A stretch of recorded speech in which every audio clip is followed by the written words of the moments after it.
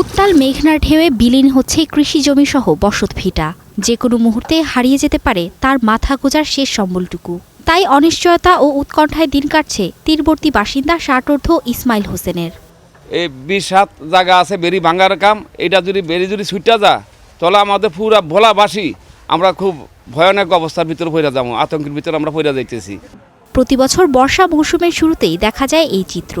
ভয়াবহ আকার ধারণ করে মেঘনা নদীর ভাঙন। এরই মধ্যে বিলীন হয়ে গেছে ভোলা সদর উপজেলার শিবপুর পয়েন্ট থেকে মেদুয়া ইউনিয়ন পর্যন্ত প্রায় ২ কিলোমিটার এলাকা। হুমকির মুখে রয়েছে আরও ৪টি ইউনিয়ন।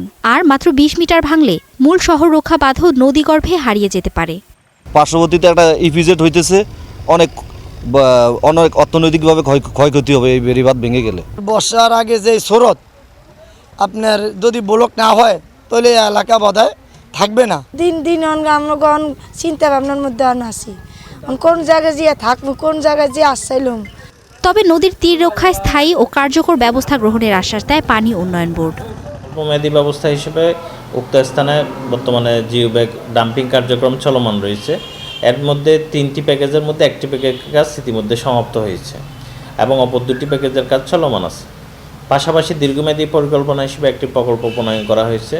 পরিস্থিতি বিবেচনায় মেঘনা নদীর ঝুঁকিপূর্ণ ৪ কিলোমিটার তীর সংরক্ষণ এবং ৬ কিলোমিটার বন্যা নিয়ন্ত্রণ বাঁধ নির্মাণে ৭৩০ কোটি টাকার একটি প্রকল্প সংশ্লিষ্ট দফতরে জমা দেওয়া হয়েছে বলে জানিয়েছে পানি উন্নয়ন বোর্ড।